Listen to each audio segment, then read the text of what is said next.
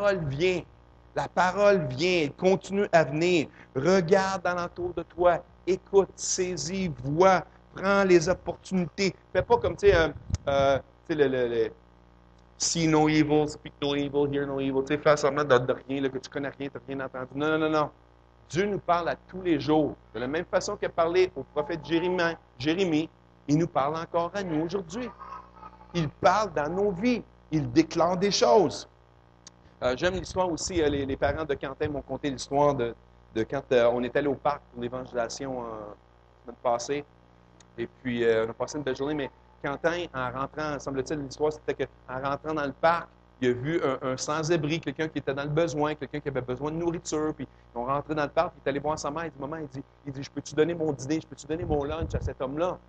Finalement, ça a l'air qu'il a donné quoi, la moitié de son lunch. Il est allé en courant rejoindre le monsieur et donner. Quentin, un enfant, a vu une opportunité de semer l'amour de Dieu. C'était une opportunité divine. Et je sais que Quentin, il fait beaucoup ça, mais c'est pourquoi il le fait. Parce que le Saint-Esprit en lui, oui, mais parce qu'il voit ses parents agir. Ses parents, je sais que c'est des gens d'opportunité. Ils vont voir, ils vont saisir. Je pense, c'est grâce à Sébastien que notre nouveau couple sont rentrés. Sébastien a parlé avec Jean. Il a vu Jean dans le parc, je crois. Par Jean. Il a invité Georgeline, oui, excusez-moi. Georgeline. Mais c'était une opportunité que Sébastien a pris. Les gens ont pu dire, ah, mais je suis en train de travailler, je suis sur mon chiffre de travail, là, Dieu, là, c'est le dimanche. Non, non, non. Il était sur son travail, son temps de travail, et il a pris une petite minute pour aller partager ce qu'il y avait dans son cœur, dans ce beau couple-là. Puis aujourd'hui, ce couple-là sont ici. Alors, pensez-vous que c'est un hasard? Non, on ne croit pas au hasard. Je crois que la parole est venue vers Sébastien, et Sébastien a réagi. Il y avait deux options. Suivre l'appel ou la refuser, puis juste se tourner, puis continuer à faire son travail, comme si de rien n'était. Ah, je travaille, je n'ai pas le temps de faire ça. Non, non, non. C'est parce que la vie chrétienne, elle est une culture dans la vie de Sébastien. Il est un disciple de Christ. Il ne vit pas sa chrétienté seulement ici, sur le stage, le dimanche matin. Il le vit quotidiennement. C'est un style de vie. Donc, on voit les opportunités. J'aime hier, j'avais demandé à Benoît, à Tricia de faire des petites commissions, puis il nous appelle, « Hey, papa, on a vu quelque chose qui serait vraiment bon pour l'Église. » Ah oui? Bien, ce que j'ai vu là-dedans, c'est que même s'il est en train de faire des commissions pour lui-même ou quelque chose pour moi ou sa mère, c'est qu'il a vu une opportunité, puis il a pensé au corps de Christ. Il a pensé à son Église, il a pensé à la nouvelle Église qu'on est en train de construire. Il a pensé à quelque chose qui pourrait servir, pas pour lui personnellement, pas parce qu'il était sur son temps privé, il faisait sa belle petite sortie, sa date avec sa femme. Non, non. Il a pensé à l'Église. Puis je sais qu'il y a plusieurs de mes leaders qui pensent comme ça, mais c'est le fun de voir que c'est comme ça que ça devrait être. On saisit des opportunités. Pourquoi? Parce que Dieu est venu, la parole est venue vers Benoît, est venue vers Tricia, et ils ont agi en conséquence de ce qu'ils ont reçu. Une impression. Vous savez, c'est le Saint-Esprit qui dépose des impressions. Il dépose des... Des fois, c'est subtil. Des fois, c'est juste un petit clin d'œil. Des fois, tu peux le manquer si tu n'es pas attentif, si tu n'es pas sensible dans les choses de l'esprit. Mais c'est beau, on devient sensible en pratiquant la parole. On devient sensible à la voix de Dieu lorsqu'on la pratique, cette présence-là. Puis, on la pratique en lisant la parole, on la pratique en louant le Seigneur, on la pratique en priant, en lui parlant, en discutant avec des frères et sœurs, et faisant comme Jésus, là, ce qui était sur le chemin d'Emmaüs avec les deux disciples, partager de les choses. Hey, c'était tellement bon à l'église ce matin, les Écritures, partager les choses de l'Écriture, partager ce qui s'est passé dans un mingle. On partage la vie. La parole, elle est venue, et la parole continue à venir dans chacun de vos vies. Amen? Alléluia. C'est la compassion aussi. C'est la compassion, c'est l'amour qui est en nous. La parole a dit qu'ils vont nous reconnaître par l'amour que nous avons les uns pour les autres. Je sais que toutes les églises en général, lorsqu'on rentre dans une église, c'est habituel de voir des gens être courtois, gentils, une poignée de main, bienvenue à l'église, ainsi de suite. Mais c'est là que ça devrait être comme ça, pas juste à l'église, non? Ça devrait être comme ça dans vos lieux de travail, à l'école, à l'université, avec tes voisins. Moi, mon voisinage, là, tous ceux qui sont proches, là, ils savent qu'on est chrétien. Carmen, hier soir, on revient, on faisait des commissions et on était juste pour arrêter à la maison puis repartir. J'ai dit à ma femme, hey, Carmen et son mari sont dehors. On arrête, on va aller les voir. Tu sais, fait que là, on stationne le tour, je mets les hazards, et puis je sors, puis on va les voir, on commence une petite conversation. Tu sais, juste du parle-parle, jase, mais tout en faisant parle-parle, jase, à nous raconter un petit peu comment ça allait, sa santé, la chimiothérapie, tout ça, radiothérapie. Et elle nous contait ça, puis on lui a dit qu'on prie pour elle. Mais tranquillement, là, on est en train de commencer à tirer, là. Tranquillement, parce qu'ils savent qu'on ouvre une église. Alors, je vais les inviter. Puis là, j'ai même spoté un nouveau voisin, parce que le mois de juillet, il y a des gens qui ont déménagé. J'ai un autre petit voisin en avant, son nom c'est Joe. Et puis, Joe, c'est un jeune homme, c'est un jeune père de famille. Je l'ai vu avec des petits-enfants. Et puis, c'est un gars de la... Je sais déjà son nom, Joe. Il connaît mon nom. Je sais qu'il travaille dans la construction. Je n'ai pas parlé du Seigneur encore, mais là, je prépare le terrain. Je me suis présenté. J'ai saisi l'opportunité. Il y avait de l'air sympathique, il y a de l'air gentil. Je vais tranquillement, doucement. Je ne pitche pas une bible sur la tête là, tout de suite. Là. Je vais doucement. Je me présente. Juste créer un petit lien. Je sors de chez nous. Je le vois. Il est sur son balcon avec ses enfants. Il fait ses affaires. Tu sais, oui, c'est Fruit Loops. Il nettoyait son auto. Puis là, il prend le... Peut-être que Sébastien va relater à ça, mais il sort son siège de bébé, puis là, il le vire en l'envers. Là, tu voyais tous les Fruit Loops tomber à terre. Je pensais à l'annonce, tu sais, les Skittles, tu sais, quand ils touchent, puis ça devient des Skittles. Il vidait son siège de ces Skittles, là, puis des Fruit Loops. Il y en avait plein par terre, tu sais. Anyways. Fait que, mais je le travaille. Je saisis l'opportunité. Bon, j'ai encore mon voisin à côté, Ronald aussi. Lui, je le travaille un petit peu. Lui aussi, je vais l'inviter. Bon, il y en a qui sont plus faciles que d'autres. Il y en a qui sont plus difficiles. Bon, le Seigneur, en tout cas, pour l'instant, lui est plus difficile, je ne le touche pas. OK. Mais il y en a d'autres que c'est facile. Suivons cette impression-là. C'est le Saint-Esprit qui fait ça. La parole, elle est venue et elle vient encore. Elle vient de quelle façon? Elle vient au travers de vous. Elle vient au travers de moi. On continue à propager la parole. Il faut avoir de la compassion, il faut avoir de l'amour, il faut avoir de la compassion, il faut avoir de l'empathie. Hein? Parce que c'est Jésus qui dépose ça en nous. Vous savez, l'amour, c'est divin. Hein? L'amour, c'est divin. C'est céleste. C'est céleste. Parce que je pense que naturellement, dans notre nature d'homme pécheur, l'amour n'a aucune place en nous. L'amour a été volé lorsque le péché est rentré. L'amour, le vrai amour, a été détruit, a été brisé, a été fracassé. C'est ça que le péché fait. Il vient pour tuer, voler, détruire. Okay? Mais quand tu es né de nouveau, le vrai amour de Dieu revient en nous. Comme l'avait planifié le Seigneur autrefois, à l'origine, c'est ça qu'il voulait. Il voulait la vie parfaite pour chacun de nous. Alors, il faut propager l'amour. Il faut saisir les opportunités. Comme Jérémie a fait, il a saisi la parole, même si sur le coup, il ne voulait pas. Il ne voulait pas. Jérémie dit, je suis trop jeune. Il y en a qui vont dire, je suis trop petit, trop nouveau, trop ci, trop ça. Bon, souvent, je pense à cet exemple-là, je pense à Charlotte. Je la considère encore la petite bébé de la famille dans l'équipe. Hein? Ça fait 2 ans maintenant. Mais à 2 ans de naissance spirituelle, elle travaille, elle œuvre, elle a pris ce qu'elle a reçu, puis elle le manifeste, elle le travaille, elle saisit des opportunités. Bon, comme un enfant va s'enfarger des fois, c'est correct ça. L'enfant apprend par ses erreurs. Mais ça, c'est une partie normale de la croissance de tout enfant. Puis spirituel, c'est la même affaire. Mais si tu ne le fais jamais, tu ne l'apprends pas, tu ne l'apprendras jamais. Il faut s'impliquer, il faut répondre à l'appel. Lorsque Jésus vient, il vient.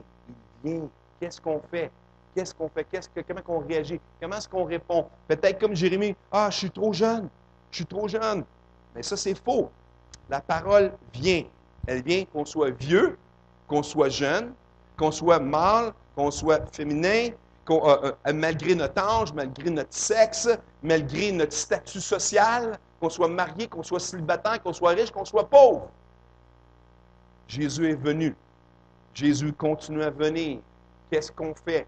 Qu'est-ce qu'on fait? Comment est-ce qu'on répond? Comment est-ce qu'on agit? Amen? La parole, elle vient. La parole, elle dit, n'aie pas peur. Il dit dans chapitre 1 de Jérémie, versets 7 et 8, il dit, ne dis pas et ne crains pas. Ne dis pas, ne crains pas. Ne dis pas des choses négatives. Ne prononce pas les paroles. Je pense dans le livre de Proverbes que ce qu'on prononce, il y a de la puissance dans nos paroles. Des puissances de création, des puissances de destruction. Qu'est-ce qu'on proclame? Comment est-ce que vous parlez? Qu'est-ce que vous déclarez sur votre vie? Hein? Dieu lui dit, ne dis pas. Ne dis pas que tu es jeune. Ne dis pas que tu es vieux. Ne dis pas que tu es jeune. Ne dis pas que tu es pauvre. Ne dis pas que tu es riche. Et l'Éternel me dit, ne dis pas, je suis un enfant, car tu iras vers tous ceux auprès de qui je t'enverrai. Et tu diras tout ce que je t'ordonnerai. Ne les crains point, car je suis avec toi pour te délivrer, dit l'Éternel. Alors, il va remplir ta bouche. Il va te donner quelque chose. Il va déposer quelque chose sur tes lèvres. C'est pour ça que même Paul dit, ne sois pas préparé. Au jour, lorsque le temps viendra, je vais te dire quoi dire. Tu vas le recevoir dans ton cœur. C'est pour ça, des fois, que bien souvent, les fois qu'on est les plus efficaces dans l'évangélisation, c'est quand ça arrive sur le vif, sur le moment. Tu t'es pas préparé, tu n'as pas sorti ta Bible, tes affaires. C'est sur le vif.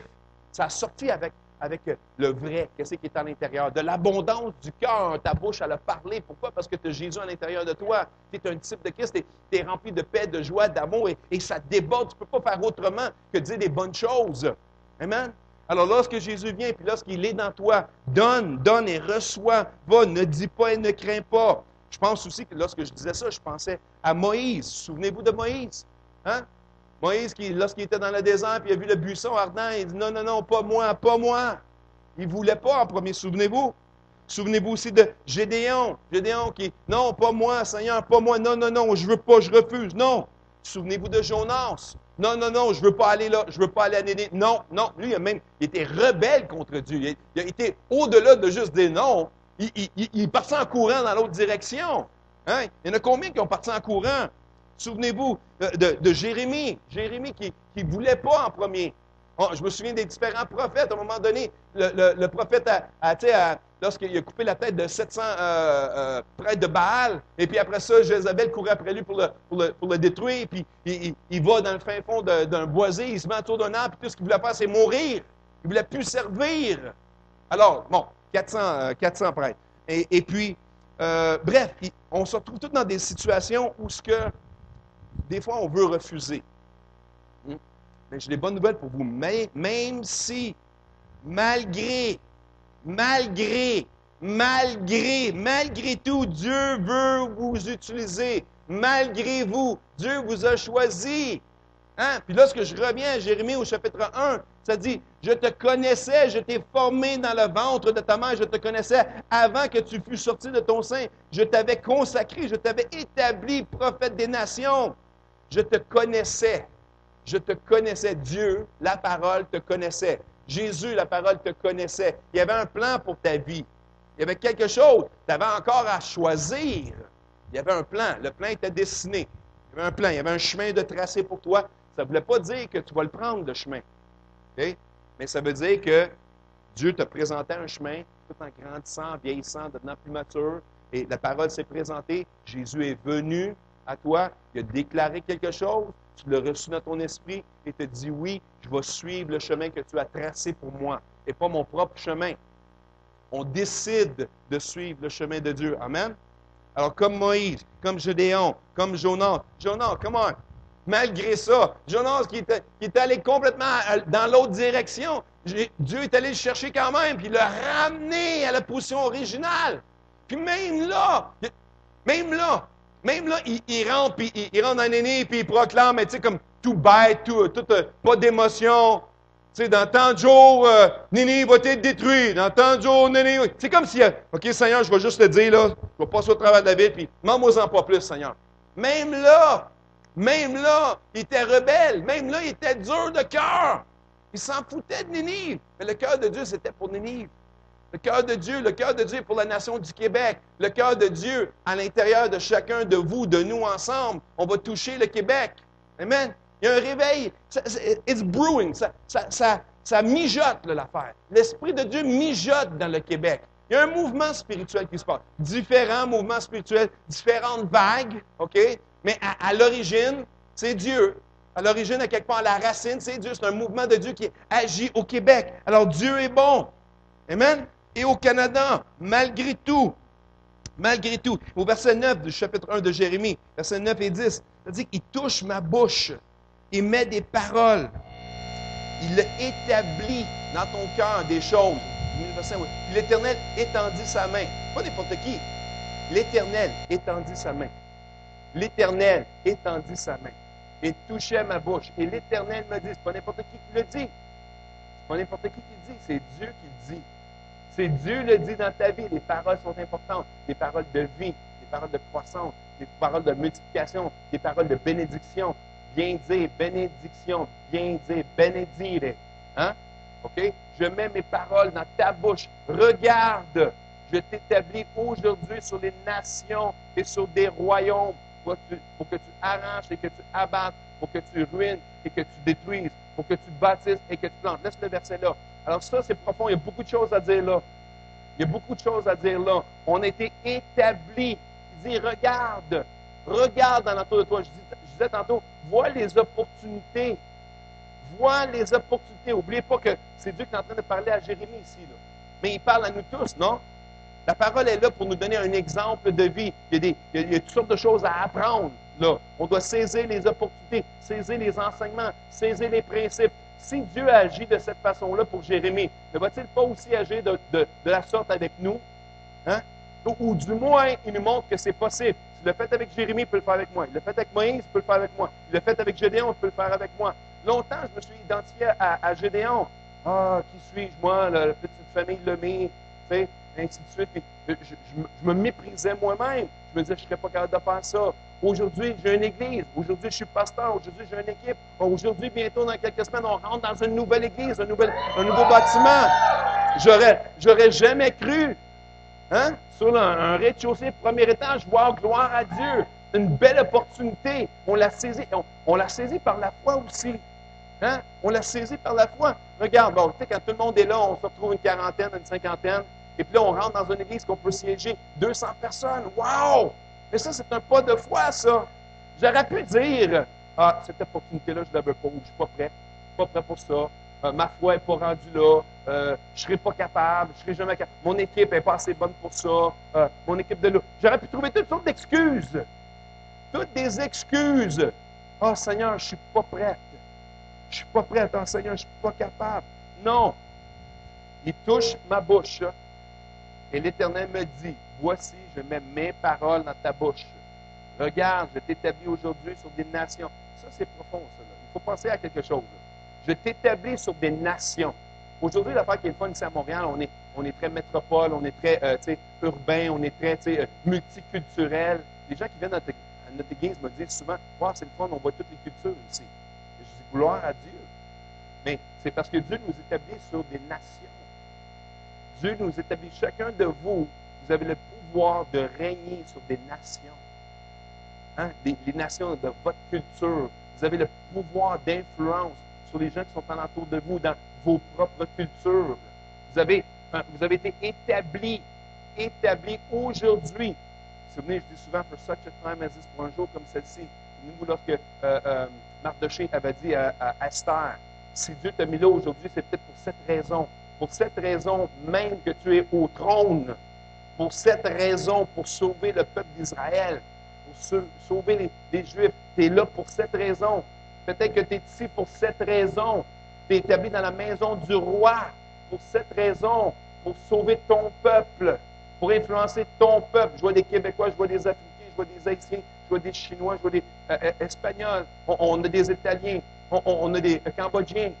Pour cette raison, des Français, pour cette raison, pour le pays, des Chinois, mais aussi le pays, comme République dominicaine. Pour cette raison, c'est peut-être pour cette raison que tu es établi dans cette maison du roi. Pour cette raison, tu es établi pour régner sur des nations. La parole a dit, demande-moi des nations, je te les donnerai. Comme héritage. Demande-moi les nations. Demande-moi les nations, je te les donnerai en héritage. Demande-moi les nations. Ne serait-ce que pour cette raison que tu es établi dans la maison du roi, pour régner sur les nations, régner sur les royaumes, et pour que tu arraches et que tu abattes. Nous savons que nous ne luttons pas contre la chair et l'esprit, hein? Ça, ce passage-là, ça me fait penser à quoi? Un autre passage. Ça me fait penser à Éphésiens. Hein? On ne lutte pas contre la chair et l'esprit. Hein? C'est-à-dire, on ne lutte pas contre la chair et le sang. On lutte dans l'esprit. On lutte que tu arraches et que tu abattes, pour que tu ruines et que tu détruis. C'est-tu dans le naturel qu'on fait ça? Non. C'est pas dans le naturel, je te dirais jamais, OK, là, on va aller abattre tel bâtiment parce que ça, c'est pas moi, les bars sur la rue Sainte-Catherine à Montréal, on va aller mettre des bombes là-dedans pour les détruire. Non! Non, non, on n'est pas des terroristes spirituels, là. OK? On n'est pas des terroristes, là. On est des gens spirituels remplis de l'esprit. Nous avons choisi d'être des disciples et nous avons choisi de régner sur des nations, des royaumes, pour arracher quoi? Arracher l'œuvre de l'ennemi. Arracher, détruire l'œuvre de l'ennemi, abattre l'œuvre de l'ennemi, ruiner et détruire ce qui est de l'ennemi. Pour bâtir ensuite quoi? Pour bâtir et planter, semer des bonnes choses, récolter des bonnes choses. Mais pour récolter, on doit semer. Semer quoi? La parole. La parole s'est faite chair. Et Jésus est venu. Jésus est venu et Jésus continue à venir. Est-ce que tout le monde me suit? Jésus est venu. Laissez la parole du Seigneur venir à toi, t'arroser, t'imbiber, te saturer, t'assouvir, assouvir ta soif, te rafraîchir, te laver. L'eau de la parole, la vérité qui vient dans ta vie. Laisse-la venir, mais choisis-la. Ne pas juste la regarder passer. Ah, ça, c'est bon, ça, c'est beau. Non, non, non. Saisis-la. Vous savez, on est une jeune Église. Une jeune Église. Spirituellement, on est une jeune Église. Et puis, on a toutes les opportunités. Vous avez toutes les opportunités de grandir et de pousser, d'œuvrer dans les choses du Seigneur. Que ce soit petit, que ce soit grand. Que ce soit porter, nettoyer, passer le balai, école du dimanche, musique, caméraman, peu importe c'est quoi, nourriture, peu importe c'est quoi, vous avez l'opportunité de servir. Ne manquez pas l'opportunité. Ne manquez pas le privilège de servir dans la maison de l'Éternel. Ne manquez pas l'opportunité. Et je ne le dis pas de façon pour condamner loin de là, mais de servir avec joie, de servir avec passion, de servir avec intérêt pour votre Église. C'est bien notre Église, n'est-ce pas? Ce n'est pas l'Église d'un homme, c'est l'Église de Jésus-Christ, non? On est le corps de Christ partout dans la ville de Montréal et au Québec et au Canada. Il y a des églises implantées partout et il y a des gens, des disciples dans chacune de ces églises-là qui servent dans le royaume de Dieu. J'ai beaucoup aimé, j'étais vraiment touché lorsque Doreen a dit à ma femme, tu sais, je ne sais pas qu'est-ce que moi je peux faire, moi je ne peux pas construire, planter un clou, mais elle a saisi une opportunité, elle a vu une opportunité, et elle a cherché à penser, qu'est-ce que moi je peux faire? Avec mes capacités, qu'est-ce que moi je peux faire? Elle a dit, moi je suis capable de faire de la nourriture, je suis capable de m'occuper de ça. Elle l'a fait, bravo! Je rends gloire à Dieu pour ça, parce que ça, c'est Dieu qui l'a déposé dans son cœur. Elle a répondu, Jésus est venu, la parole est venue, elle a réagi de la bonne façon. Elle a répondu à l'appel. Elle a répondu à ce qu'elle pouvait faire. Et j'aime beaucoup, j'étais beaucoup touché par Simon-Pierre. Simon-Pierre qui me disait tout le temps, oui, je suis capable de construire une maison. Je dis, ouais. Hein? Mais là, je l'ai vu faire. Je l'ai vu à l'œuvre. Puis je suis tellement touché, il a pris beaucoup de son temps, il a donné son temps bénévole à l'Église pour faire des joints, faire des murs, et ainsi de suite. Il a travaillé fort, il a construit des murs, détruit des murs, tassé des murs. Hein? Puis c'est pas fini encore. Mais je vais pouvoir dire, puis Simon va pouvoir dire, ce mur-là, c'est moi qui l'ai fait. Parce que partout que moi, quand je voyage dans la ville de Montréal avec ma femme, mais avec mes enfants, ils le savent, faut bâtir ça, c'est moi qui l'ai balancé. Ah, celle-là, ça, c'est moi qui ai fait ça. Ah, tu vois ça? C'est moi qui ai fait ça. Puis des fois, même, je repasse dans le quartier la deuxième fois. Elle dit, oui, je sais, c'est toi qui as fait ça. Là, j'envoie, tu ne savais pas, mais celui-là, je l'ai fait. J'ai une fierté à dire que j'ai participé. J'ai une fierté là-dedans. J'obtiens quelque chose, une joie. Et Simon et d'autres, ceux qui ont mis la main à la pâte, ils vont pouvoir dire, ce mur-là, c'est moi qui l'ai fait. Cette prise-là, ce balai-là, whatever. La console de son, c'est moi qui l'ai fabriqué. Ça, c'est moi qui ai décidé ça. Tu vois, j'ai peinturé le mur. Ma femme, elle va le dire, elle va le prêcher, elle va toujours dire. C'est elle qui a peinturé le mur du stage. Hein? Et le plancher de console, elle a fait le plancher du console, oui. C'est ça, vous avez vidé et rempli le container 2 fois, oui. Alors, vous allez pouvoir trouver une fierté que vous avez participé dans le royaume de Dieu. Et ça, c'est un privilège. Je ne le dis pas légèrement, je le dis avec une profondeur parce que servir le roi des rois, dans n'importe quelle capacité, quand c'est pour faire avancer le royaume de Dieu, c'est un privilège. C'est un privilège pour moi d'être pasteur. Ce n'est pas juste quelque chose que je prends pour acquis. Je le prends au sérieux parce que j'aime faire ce que je fais, parce que, pas pour vous, je le fais pour le roi des rois, le Seigneur des seigneurs. Je veux être arrosé, je veux être imbibé, je veux être saturé, je veux être assouvi, assouvir ma soif, être rafraîchi, être lavé. Amen? C'est ça que la parole de Dieu fait. Alors, prenons l'exemple. Maintenant, avec ça en tête, quand je relis maintenant, on revoit les choses. La parole de l'Éternel me fut adressée en ces mots. Jésus t'adresse des paroles. Avant que je t'eus formé dans le ventre de ta mère, je te connaissais. Dieu vous connaissait. Peut-être que vous êtes ici, puis peut-être que tu ne connais pas beaucoup Jésus. Je ne sais pas, moi, je ne connais pas personne, tout le monde intimement. Mais est-ce que tu connais Jésus? Et avant que tu sois sorti du sein de ta mère, je t'avais consacré, je t'avais établi prophète des nations. Le savez-vous que vous êtes établi? Dieu proclame sur vous que vous êtes établi, pour prophète, pour pasteur, pour docteur, pour enseignant, peu importe. Vous êtes consacré, mis à part pour le Seigneur. Et je répondis, ah Seigneur l'Éternel, voici je ne sais point parler, car je suis un enfant. On peut s'identifier à Jérémie. On peut s'identifier qu'on pense qu'on n'est pas capable.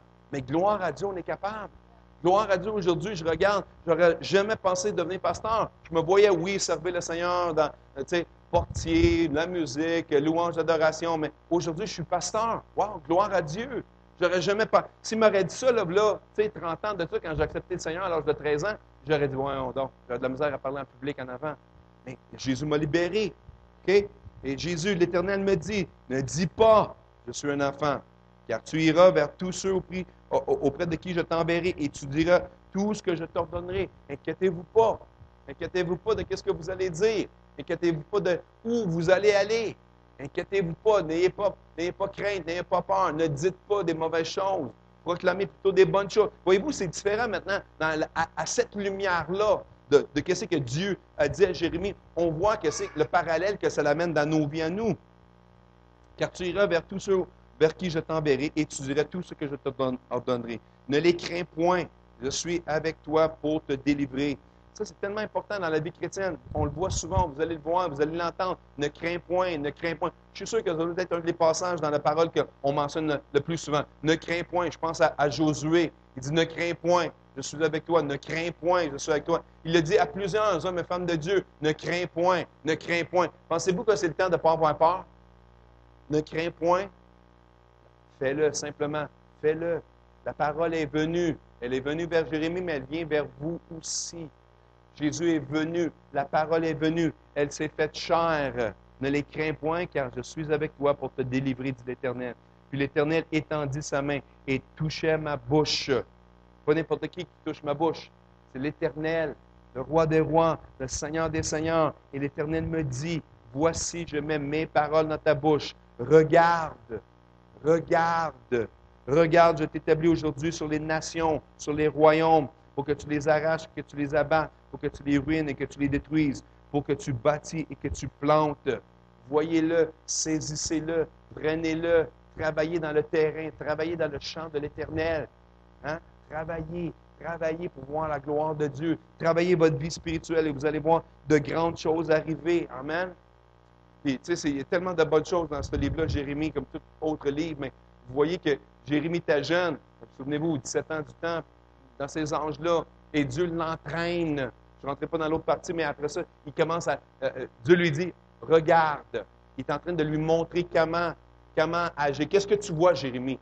Qu'est-ce que tu vois? Puis là, Jérémie commence à lui dire, bien, je vois ça. Puis Dieu lui dit, c'est bon, ça t'a bien vu. Et maintenant, que vois-tu maintenant? Il l'entraîne. Il était jeune. Souvent, Pasteur Mike va vous dire, fais ci, fais ça, ou qu'est-ce que tu vois, qu'est-ce que tu peux faire? Ah, OK, fais ci, c'est bon ça, OK, on va corriger ça. On va être entraîné, on va être préparé, on va être équipé et ensemble, nous allons voir la gloire de Dieu. Lorsque l'Église va être rendue à 200 personnes et que vous avez été embryonnaire dans tous les projets, que vous avez été là dès le commencement, vous allez avoir une fierté de dire que j'ai participé là, que j'ai participé dans le royaume de Dieu. Je regarde mes parents après toutes ces années-là, qui œuvrent encore dans le Seigneur. Mon beau-père, il me dit la semaine passée, il dit, je vais venir à l'église, je vais t'aider. Il est prêt à m'aider. Lundi, il est prêt à venir m'aider. Ce monsieur-là, come on, 84 years old, 84 ans, puis il peut servir encore l'Éternel. Il le fait avec joie, il le fait encore avec passion, avec amour, avec détermination. Si un homme de cet âge-là peut le faire, un jeune, peux-tu le faire? Oui, nous pouvons tous ensemble. Hein? On travaille ensemble. On travaille ensemble. Les communautés, c'est ce qu'on fait. On travaille ensemble, en communauté. On met la main à la pâte et on travaille. L'autre jour, j'ai vu une vidéo, peut-être que vous l'avez vu, sur YouTube, à un moment donné, je trouvais ça vraiment cute. C'était une communauté Amish. Et puis, il y avait une maison qu'il fallait déménager. Et c'est la façon qu'ils l'ont déménagé la maison qui était tellement extraordinaire. Là, tu vois une gang d'Amish, une centaine de personnes, ils rentrent toutes dans la petite porte de la maison, ils voient toutes rentrer comme des fourmis. Là, un moment donné, il y a 3-4 gars qui sont dehors. OK, lève! Là, tu vois la maison. Pouf! L'extérieur, tu vois la maison levée. OK, marchez, là, tu vois la maison. Tournez. OK, puis il tassait une maison. Il tassait une maison complète. La communauté au complet, elle rentre dans la cabane, il lève la cabane, il tasse la cabane, dépose la cabane, c'est fait, merci beaucoup. Tout le monde sort le barbecue, puis on mange. Mais la communauté, il y a une beauté dans la communauté, puis je pense que c'est un privilège de le faire. Je suis vraiment fier de... Tu sais, bon, il y a Jacinthe que j'ai appelé, j'ai tiré sur les cordages de son cœur. Viens, Jacinthe, viens apprendre quelque chose. Mais tu me l'as dit l'autre fois, tu étais vraiment content. Tu as appris quelque chose. C'est le fun pour un homme, un jeune homme de travailler, pour les jeunes filles de travailler dans la communauté, dans votre communauté. Ça vous implique et vous apprenez quelque chose. Vous avez peut-être appris quelque chose qu'il n'avait jamais appris avant. Il ne l'aurait pas su, son père n'est pas là. Hein? Dans la maison de l'Éternel, il y a des pères et des mères pour justement nous enseigner. Amen? Alors, j'aime ça quand des jeunes hommes y viennent et qui s'impliquent. Les jeunes femmes, tout le monde, on a toute notre place à s'impliquer pour vraiment voir la gloire de Dieu. Pourquoi? Parce que Jésus est venu. Il est venu. Il est venu. Et nous avons répondu à l'appel. Alors, c'est un cri, c'est un appel. C'est un appel à chacun de vous. La plupart d'entre vous, je vous connais ici, vous êtes déjà dans le Seigneur. Maintenant, c'est de mettre la main à la porte et de travailler, de continuer à travailler et œuvrer dans les choses du Seigneur. Parce que comme pour Jérémie, Dieu vous parle. Dieu vous parle et on doit agir en conséquence de ce qu'il nous demande de faire. Amen? Alléluia. On se lève debout. On va finir avec ça. Dieu est bon. Dieu est bon. Amen? Dieu est extraordinaire. Dieu est digne de louange et d'adoration. Et je voudrais juste m'assurer, peut-être qu'on pourrait tous pencher les têtes juste quelques instants. Alléluia. Père éternel, je te remercie, Seigneur, pour cette parole de vie, parole de transformation, Seigneur. Parole de transformation. Seigneur, je prie que tu nous transformes. Seigneur, je voudrais juste m'assurer que chaque personne dans ce lieu connaît bien Jésus comme le sauveur personnel. Je veux m'assurer que chaque personne, que son nom soit écrit dans le livre de vie. S'il y a quelqu'un ici avec les yeux fermés, la tête penchée, je voudrais inviter Jésus dans leur cœur. Que Jésus puisse venir, juste de lever la main rapidement à vos places. Je veux m'assurer que Jésus est à la bonne place dans votre cœur. Amen. Alléluia. Alors, Seigneur éternel, je te demande que cette parole devienne vie en nous, qu'elle devienne réma, qu'elle devienne vivante, Seigneur. Alléluia. Alléluia.